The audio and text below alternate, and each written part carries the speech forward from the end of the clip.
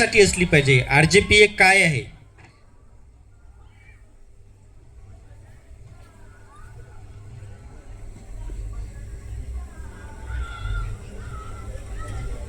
एखादा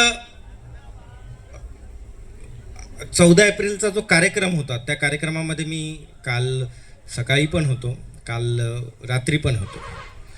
सगळ्यांना खूप उत्साह असतो, आनंद असतो. मला एक सांगा की काल जो 14 एप्रिलचा दिवस सकाळी म्हणजे रात्री 12 वाजले होते, लोकांनी फटाके फोडले. मी मी तिथे येणार आहे. माझ्या भाषणाला ऐकण्याची ज्यांना सवय आहे त्या पद्धतीनं की आजच्या या आयोजनाचं जे शीर्षक आहे, जे इन्स्पिरेशन आहे की प्रेरणा पर्व आहे, तर कशाची प्रेरणा आपण घेतली पाहिजे, कशाचं इन्स्पिरेशन आपण घेतलं पाहिजे. मागं असलेले सगळे मुलं पुढे येतील, पुढे येतील, सगळेजण पुढे या.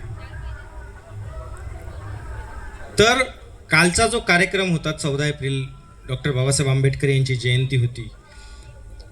तर कालचा जो दिवस होता तो प्रत्येकाच्या आयुष्यामध्ये उगवला होता ना? हो किंवा नाही सांगाल, मला बरं वाटेल थोडं. काल जेव्हा 14 एप्रिल आहे आज असं आपल्याला सगळ्यांना वाटलं, तेव्हा मला मनापासून सांगा, तुम्हाला काल जेव्हा सकाळ झाली ती सकाळ वेगळी वाटली? जोरात सांगा. ज्यांना वाटली असेल त्यांनी सांगा. वाटली की नाही वाटली? हो. का बरं? 13 तारखेला सकाळ नव्हती झाली का? झाली होती ना. 15 तारखेला सकाळ झाली, पण 14 तारखेची सकाळ आपल्याला सगळ्यांना वेगळी का वाटली?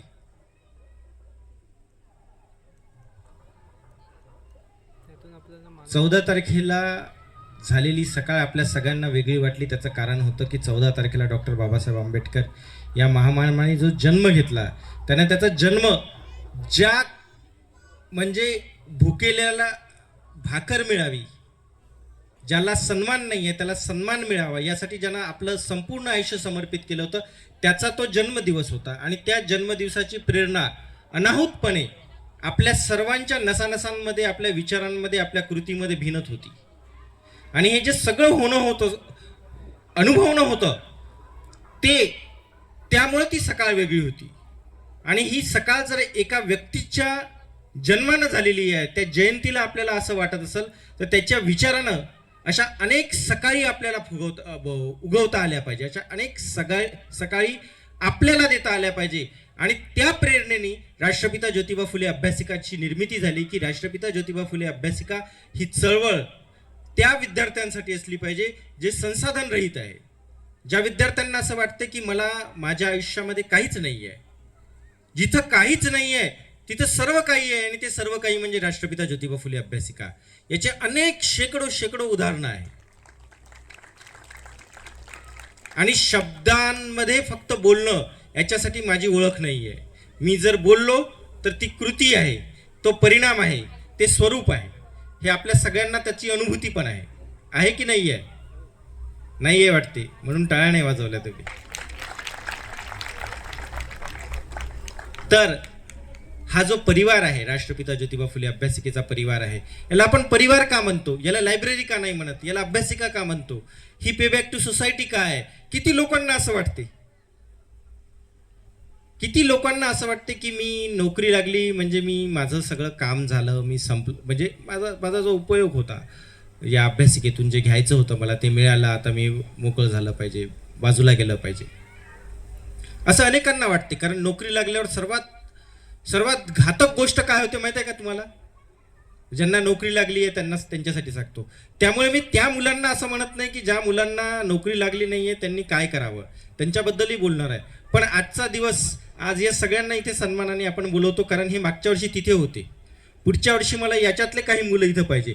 दरवर्षी मी म्हणतो की खुर्च्या कमी पडल्या पाहिजे, पण खुर्च्यांची संख्या 1-2च वाढून राहिली. नाही शेंडे साहेब, गोटे सर, लक्ष नाही वाटते? सर कुठे गेले? सर विद्यार्थ्यांमध्ये असेल कुठतरी. मी काय म्हणत असतो प्रत्येक प्रेरणा पर्वाला की इथे संख्या मावली नाही पाहिजे. मुलं अभ्यास करून नाही राहिले, करत आहे की नाही करत आहे? चांगला अभ्यास करा, चांगला रिझल्ट द्या. इथे 25-30 खुर्च्या असल्या पाहिजे. चांगल्या पोस्ट मिळवलेले, चांगल्या पदावर तुम्ही गेलेले. तर राष्ट्रपिता ज्योतिबा फुले अभ्यासिकेनी आपल्या ज्या मुलांना नोकरी लागते तिथे सर्वात पहिली घातक गोष्ट काय होते माहिती आहे का तुम्हाला सगळ्यांना? काय होते? सर्वात भयंकर गोष्ट होते, पगार मिळतो आपल्याला. पहिल्या पगाराची आठवण आहे का तुम्हाला? जेव्हा पगार मिळतो ना तेव्हा बरोबर आपल्याला असं लक्षात येते की पगारानंतर मग आता आपल्याला कपडे घ्यायचे. मी पण तेच केलं होतं, कपडे घ्यायचे आहे, हे घ्यायचं आहे, ते घ्यायचं आहे. मग पगार आपला संपल्यासारखा दिसतो. मग पगार, ऑफिस, परिवार हे अपरिहार्यपणे तुमच्याकडे आहेच आहे. तुम्ही नाही केलं, तुम्ही एखादं दुकान जरी टाकलं तरी येणाऱ्या पैशाच्या मोबदल्यामध्ये आपल्याला आपलं दैनंदिन जीवन भागवणंच आहे. पण दैनंदिन जीवन भागवण्यासाठी राष्ट्रपिता ज्योतिबा फुले अभ्यासिकेमध्ये आपण येऊ नका. त्यांना प्रवेशही नाही आहे. इथे प्रवेश त्या लोकांना आहे ज्यांनी खऱ्या अर्थानं डॉक्टर बाबासाहेब आंबेडकरांचा विचार आपल्या आयुष्यामध्ये स्वीकारला आहे आणि स्वीकारल्यानंतर त्या विचाराचा वसा कृतीप्रवणतेमध्ये आपल्याला आपल्या भविष्यामध्ये त्या लोकांना द्यायचा आहे. त्या उपेक्षित, वंचित, संसाधनरहित लोकांना द्यायला पाहिजे, ज्या लोकांच्या जीवनामध्ये आता आशाच उरलेली नाही आहे, त्यांच्याकडे होप नाही आहे. ती होप राष्ट्रपिता ज्योतिबा फुले अभ्यासिकेने दिली पाहिजे. या विद्यार्थ्यांना मी प्रत्येक वेळेस सांगत असतो की संख्या किती आहे, संख्या किती आहे. का बरं हे होऊन राहिलेलं आहे, काही होतं? संख्या किती आहे याच्यापेक्षा तुमची ओळख काय असली पाहिजे. राष्ट्रपिता ज्योतिबा फुले अभ्यासिकेच्या विद्यार्थ्याची ओळख काय असली पाहिजे?